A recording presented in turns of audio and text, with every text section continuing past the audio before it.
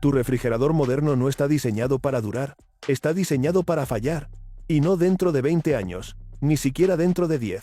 Si las tendencias actuales continúan, en 5 años podría convertirse en un mueble brillante e inútil ocupando espacio en tu cocina. Lo más inquietante no es que se rompa, sino que cuando lo haga, probablemente nadie pueda repararlo a un precio razonable. Hace 50 años, los electrodomésticos eran aburridos, pesados y casi indestructibles. Hoy parecen naves espaciales, pantallas táctiles, luces azules, conexión a internet, hielo en la puerta y sensores que prometen pensar por ti. ¿Pagas más? Recibes más tecnología, y paradójicamente menos vida útil. Algo cambió, y no fue casualidad. Durante décadas, el corazón de un refrigerador era un compresor rotativo simple. Un motor que giraba dentro de una cámara bañada en aceite, lubricándose de manera constante mientras trabajaba día y noche. Era ruidoso, sí. Consumía un poco más de energía, quizá. Pero su diseño era robusto y tolerante al desgaste. Si algo fallaba, el sistema podía sobrevivir. Era mecánica pura, sin caprichos electrónicos delicados. Entonces llegaron regulaciones energéticas más estrictas y una carrera por vender eficiencia como sinónimo de innovación. Algunos fabricantes comenzaron a promover un nuevo sistema, el compresor lineal. En lugar de girar, el pistón se mueve hacia adelante y hacia atrás, como una jeringa. Sobre el papel suena brillante. Menos fricción rotativa, menos ruido, mejor eficiencia. En la práctica, el cambio trajo una complejidad interna que no todos los consumidores entendieron. A diferencia del sistema antiguo, el compresor lineal no se lubrica de la misma forma. Depende de válvulas, resortes y mecanismos internos mucho más precisos. Cuando funcionan bien, todo parece perfecto. Pero cuando fallan, el daño puede ser profundo.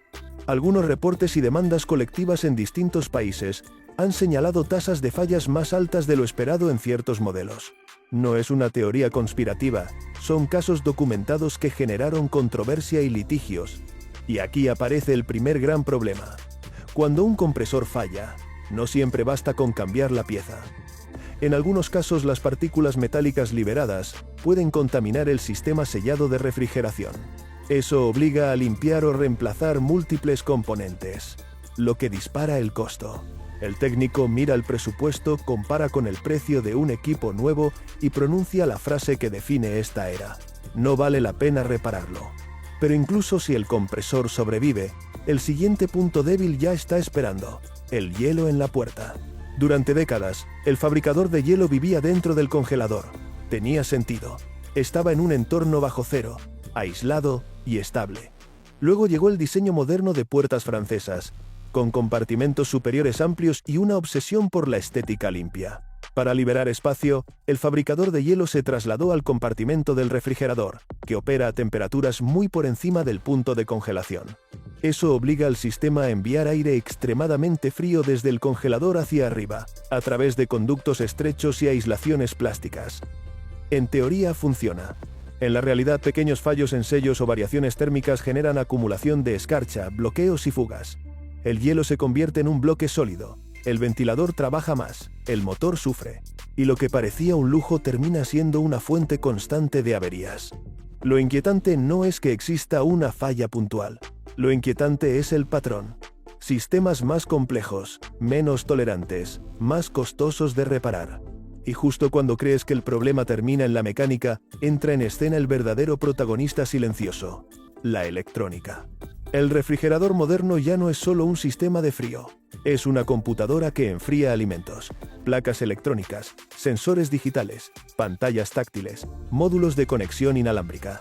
Cada una de esas piezas agrega funciones, pero también vulnerabilidad. El calor del compresor, la humedad constante y las variaciones eléctricas no son el entorno ideal para microprocesadores delicados. En modelos antiguos, un termostato mecánico podía reemplazarse con facilidad. Era un interruptor sencillo. Hoy, un fallo en la tarjeta principal puede inutilizar todo el aparato. Y esas placas no siempre están disponibles por años. Algunos fabricantes dejan de producir repuestos relativamente rápido, lo que convierte una avería menor en una sentencia definitiva. Aquí es donde la conversación se vuelve más amplia. Porque esto no ocurre solo con refrigeradores, lavadoras con rodamientos sellados en plástico que obligan a cambiar el tambor completo. Hornos cuya función de autolimpieza somete la electrónica a temperaturas extremas. Lavavajillas con motores más pequeños que dependen de ciclos interminables para compensar menor potencia. No es que todo producto moderno sea defectuoso, sería injusto afirmarlo, pero sí existe una tendencia documentada hacia diseños menos reparables. Componentes sellados, tornillos propietarios, manuales restringidos. La reparación, que antes era parte natural del ciclo de vida, ahora parece un obstáculo incómodo. Y hay algo más que casi nadie menciona: la economía de la reparación.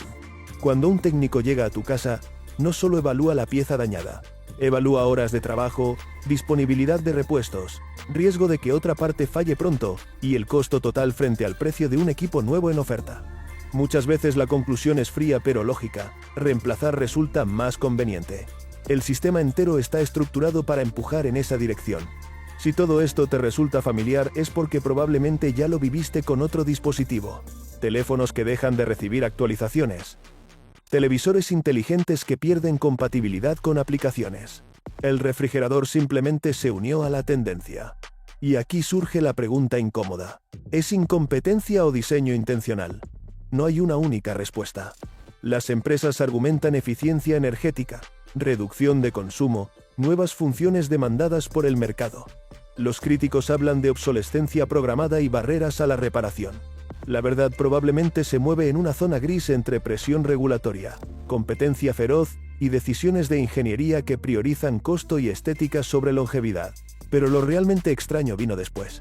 Porque mientras los consumidores aceptaban que 5 años parecían normales para un electrodoméstico costoso, comenzó a crecer un movimiento silencioso que cuestiona todo el modelo: el derecho a reparar.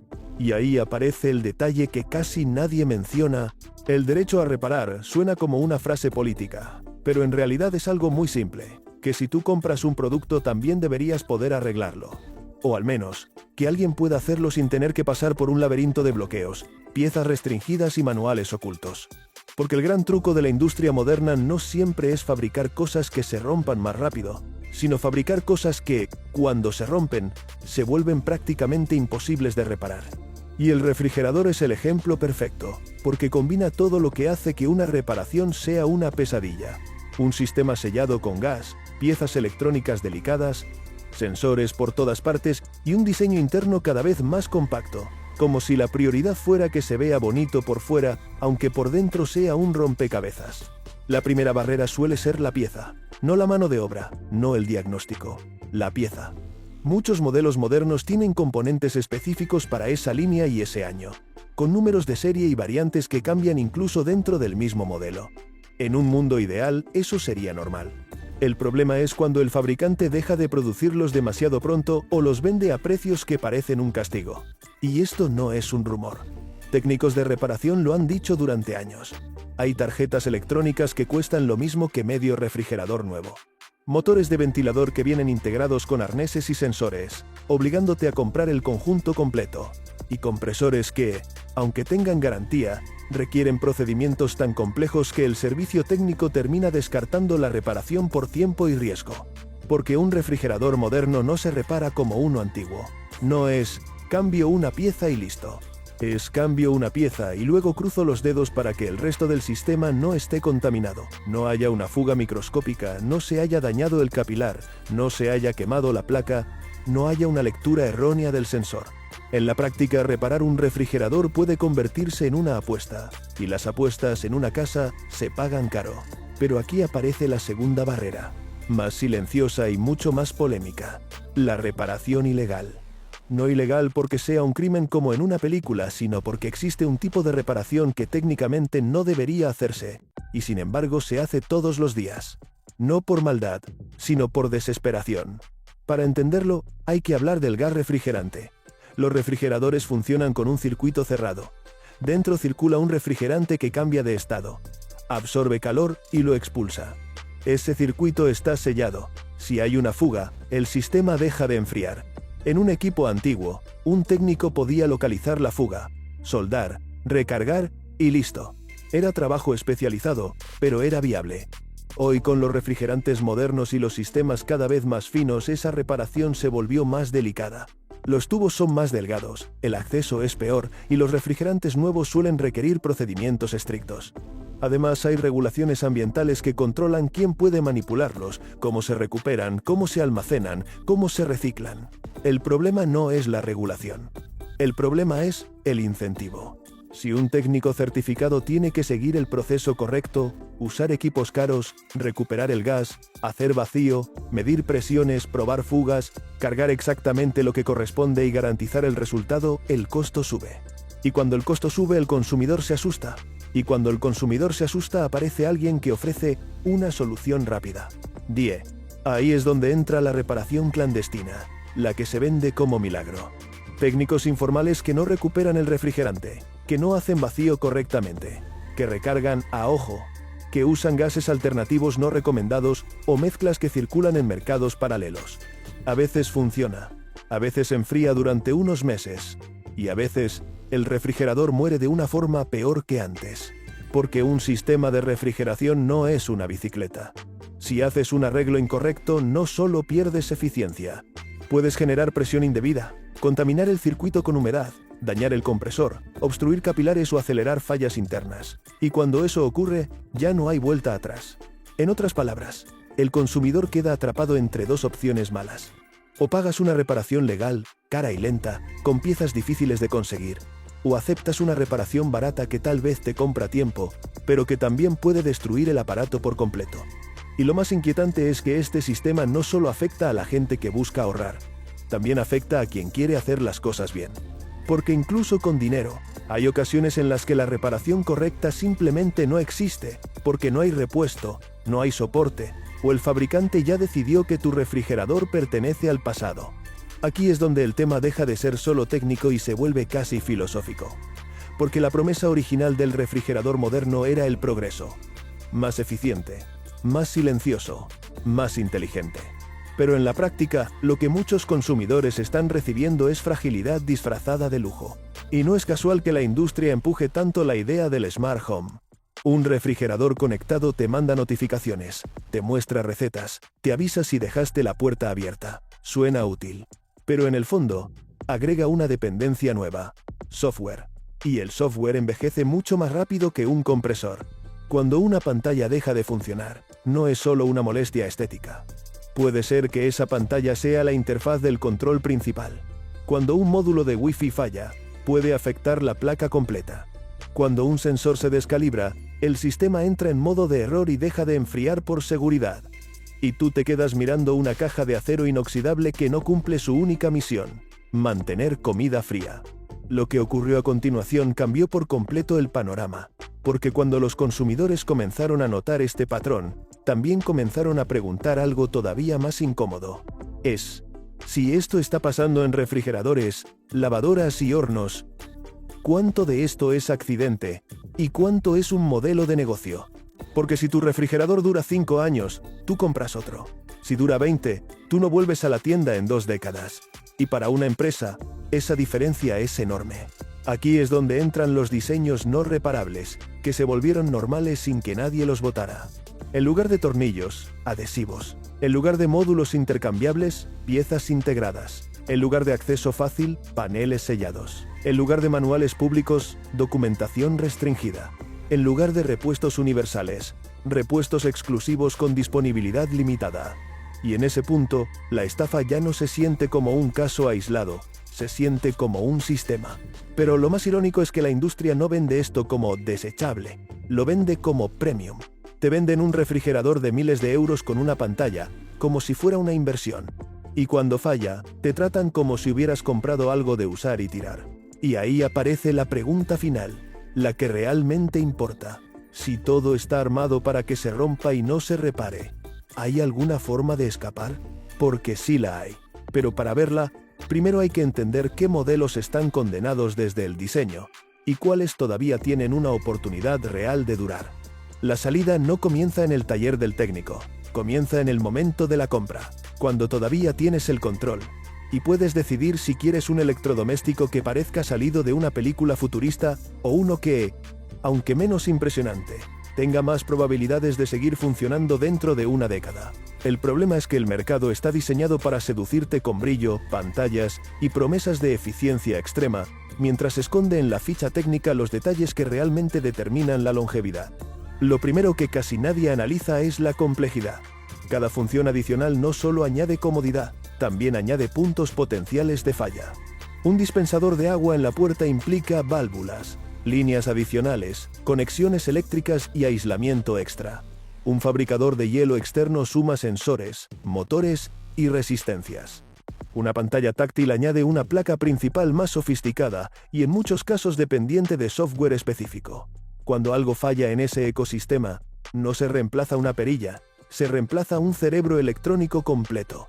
Por eso, si la prioridad es duración y no apariencia, los modelos más simples suelen tener ventaja. Refrigeradores sin pantalla, sin conexión a Internet, sin hielo en la puerta y con controles mecánicos o electrónicos básicos, presentan menos variables. No es una garantía absoluta de longevidad, porque ningún producto moderno está exento de fallas. Pero estadísticamente menos componentes críticos significan menos oportunidades de colapso costoso. Luego está el tema del compresor, que se convirtió en símbolo del debate. No todos los compresores lineales fallan, y no todos los rotativos son eternos, pero lo relevante es la facilidad de intervención cuando algo sale mal. Un diseño ampliamente utilizado, con repuestos disponibles y técnicos familiarizados con él, siempre será más sostenible que uno exclusivo, poco común o dependiente de piezas propietarias difíciles de conseguir. Antes de comprar, revisar la disponibilidad real de repuestos en tu región puede marcar una diferencia enorme 5 años después. También conviene observar cómo está construido el interior.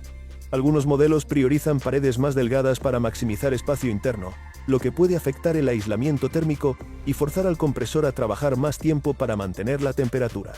Un sistema que trabaja constantemente al límite inevitablemente sufre más desgaste. No es algo que se anuncie en letras grandes, pero influye directamente en la vida útil. Otro factor clave es la electrónica y su ubicación. En ciertos diseños, las placas están expuestas a zonas donde el calor del compresor y la humedad del ambiente se concentran. La combinación de calor, condensación y vibración no es amiga de los circuitos delicados.